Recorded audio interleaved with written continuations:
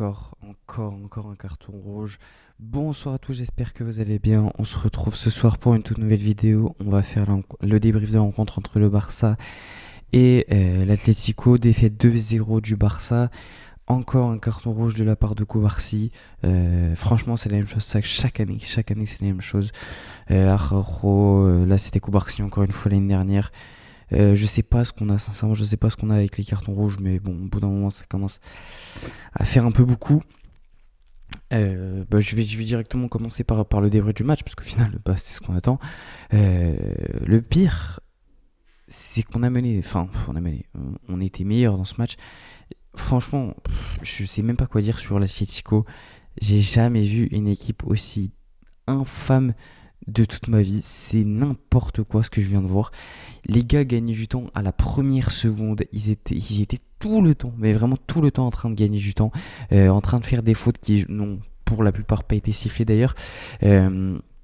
J'ai pas compris. À un moment, ils ont même réussi à faire un dégagement avec la main d'un défenseur, bien évidemment, pas du gardien, parce que sinon c'est pas marrant.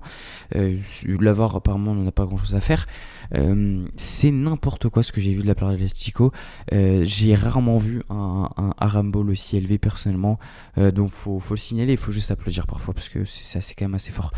Donc, voilà, pour l'Atlético, je voulais quand même refaire un petit message, parce que au bout d'un moment, faut aller se faire foutre. Du coup, sur ce match, bon, c'est raté. C'est raté tout simplement.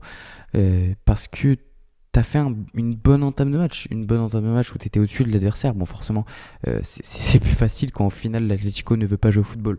C'est sûr que ça aide un peu. Y a pas de souci. Mais t'étais quand même au-dessus, t'avais de bonnes intentions, etc. Et tu fais une bonne entame de match.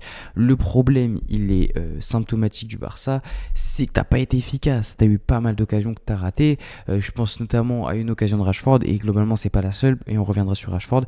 Mais il a raté beaucoup d'occasions. Rashford de son côté. Mais ouais, t'as eu beaucoup d'occasions. Enfin, c'était pas non plus des occasions énormes en mode face à face, mais t'as eu pas mal de situations, on va dire, qui auraient pu te permettre d'ouvrir le score, et tu n'as pas fait ce qu'il fallait pour ouvrir ce score. Et forcément, à un moment, t'es puni. Alors, oui, ça vient sur. Globalement, les deux buts viennent sur les deux seules actions de l'Atlético. Et ça, c'est quand même assez fort. Encore une fois, on le répète, l'Atlético est très pragmatique, contrairement à nous. Et pour le coup, ça s'est encore vu une fois. De plus, ils ont une action, et pour le coup, Cubarsí joue pas forcément mal le coup, mais c'est plus Simeone qui est intelligent, qui est roublard, on va dire, qui laisse bien sa jambe tendue sur 6 mètres. Et Cubarsí, forcément, il tombe dans le piège, il essaie de passer derrière, mais oui, forcément, il y a rouge, oui, il y a rouge, je suis désolé. Il y a rouge, même si globalement, Simeone est une merde, il y a rouge. Mais moi, il y a un truc qui commence à me saouler, je sais pas ce qu'il faut faire, mais faisons des cours pour arrêter de faire faute toujours dans les mêmes situations en boucle. C'est la même situation en boucle.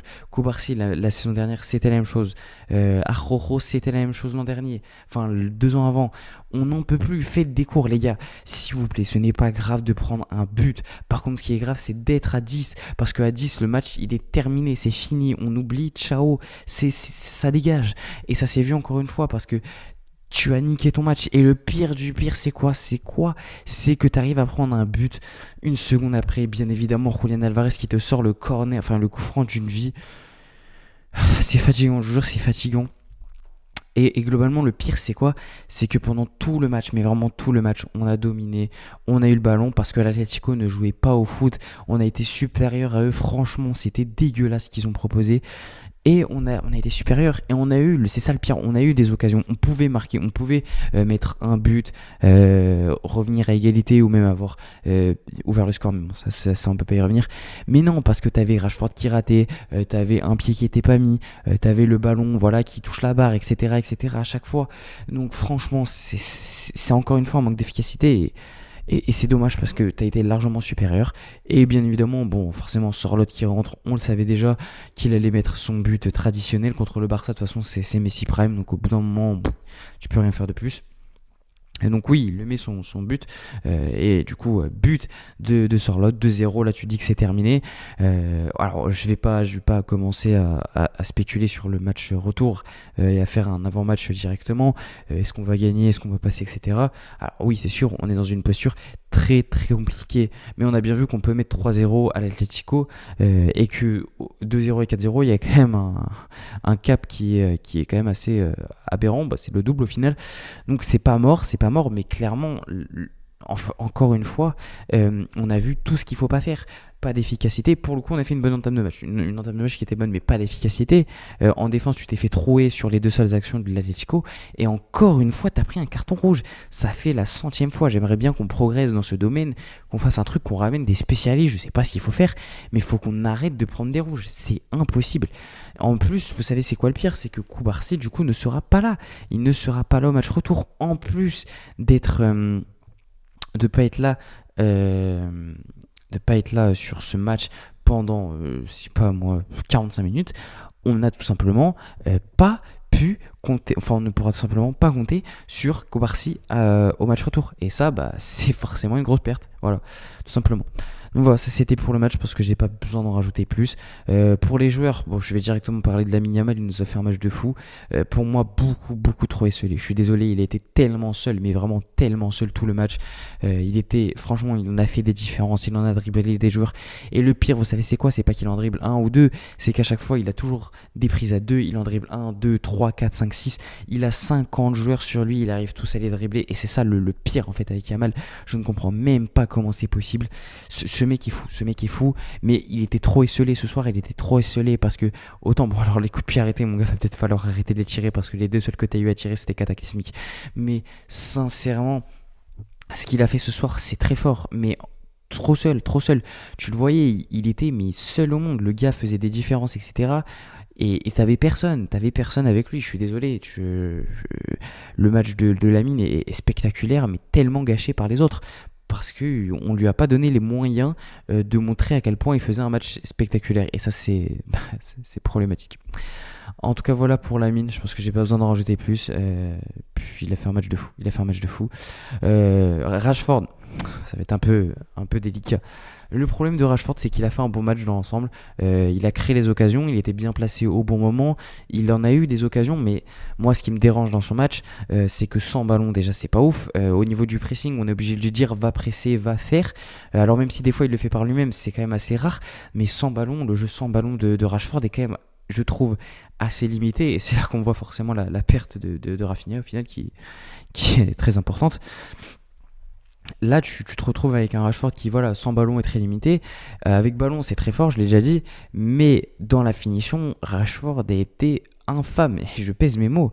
Ce que j'ai vu de Rashford, c'était du grand n'importe quoi. Alors, plutôt pas mal. Son coup franc était plutôt bien tiré, etc. Bon, ça rentre pas, c'est la barre.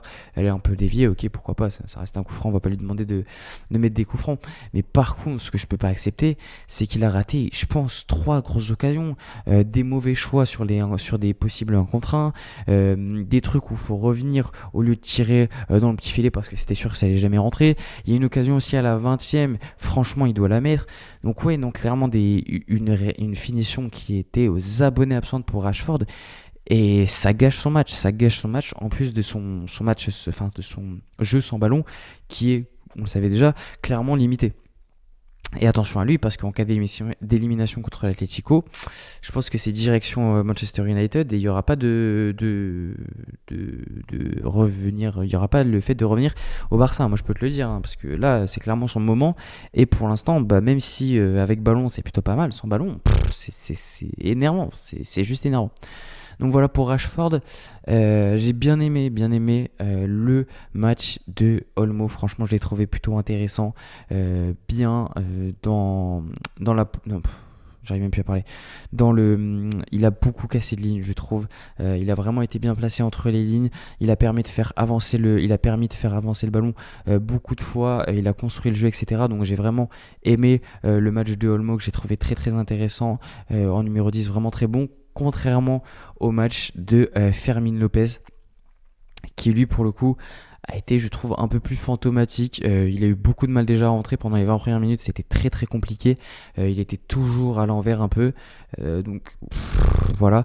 Et surtout, il n'a pas créé grand chose. À un moment, il y a un tir, il tire à 30 mètres d'eau, enfin ça n'avait aucun sens. Il a juste gâché une occasion et c'est stupide. Donc voilà pour Fermin. J'ai pas du tout aimé son match personnellement. Donc c'est un peu dommage. Et je pense que je vais finir les joueurs avec Gavi qui a été remplacé, enfin qui a remplacé Pedri. D'ailleurs, je n'ai pas compris ce changement, à part hormis le fait de tout baser au match retour. Je n'ai pas compris ce changement qui a remplacé Pedri du coup. Le match de Gavi, c'est compliqué, c'est compliqué pour pas dire nul à chier. Globalement, il a essayé de chercher des fautes constamment qu'il n'a jamais eu parce que forcément il n'y avait pas faute et que ça se voyait très très clairement qu'il faisait que tomber en boucle. Donc oui, au bout d'un moment, forcément, mon gars, on va pas tomber dans le piège indéfiniment. Ouais, c'est très problématique. Mais surtout, il a rien créé dans l'impact physique, pas du tout présent. Franchement, Gavi était aux abonnés absents sur ce match et son match m'a clairement dérangé parce que tu voyais qu'il était vraiment là à la limite pour faire des fautes et ça n'a pas marché. C'est lui qui en a pris. Il a pris un carton jaune d'ailleurs. D'ailleurs très très tôt dans le match. Mais son match n'est pas bon. Il n'a rien créé, il n'a rien proposé, il n'a pas amené de pressing, il n'a pas amené son impact physique d'habitude. Donc vraiment le match de Gavi très très déçu malheureusement de sa rentrée. En tout cas voilà pour les joueurs. Sans déborder forcément trop sur le match retour. C'est pas une fin, c'est pas comme le 4-0 où clairement c'était un miracle de revenir. Alors oui, ça va être compliqué de remonter de au moins 2 buts pour aller en prolongation au Riader Metropolitano, ça je vais pas vous dire le contraire, mais c'est pas aussi grave que de remonter de 4 buts minimum et pour aller en prolongation, on le rappelle, c'est pas la même chose. Donc le constat est quand même moins pire. C'est compliqué, ça va être compliqué, mais les portes ne sont pas fermées, les portes sont encore possibles. C'est là quand même que tu vois que le manque de Rafinha se fait ressentir, parce que je sais pas si, enfin je suis sûr même que ça aurait été différent avec Rafinha, et ça c'est un très gros problème. En tout cas voilà, on va devoir se ressaisir ce week-end, enfin on va devoir préparer le match contre l'Atlético ce week-end, quitte à jeter le match en Liga, parce qu'on a de l'avance en Liga, et en plus ça va être un match compliqué, je crois que c'est contre Retafe ou le Celta Vigo, je sais plus. Non, l'Espagnol de Barcelone. C'est Espagnol, c'est nos 3 prochains matchs. En fait, je viens de dire nos 4 prochains matchs. Ouais, va falloir qu'on prépare ça. Je pense que je préfère jeter des points et quitte à vraiment se focaliser et faire tourner des joueurs pour le match contre l'Atlético. Le plus important, ça va être ramener Frenkie de Jong. Frenkie de Jong, très très important. Et de préparer une charnière pour l'Atlético sur le match retour. En tout cas, voilà. Nous, on se retrouve du coup. Je crois qu'on joue samedi. Non, on doit jouer Ah non, on doit jouer samedi. On doit jouer samedi, je pense. Donc, on se retrouve samedi pour l'avant. Non, du coup, vendredi pour l'avant-match. Tchuss!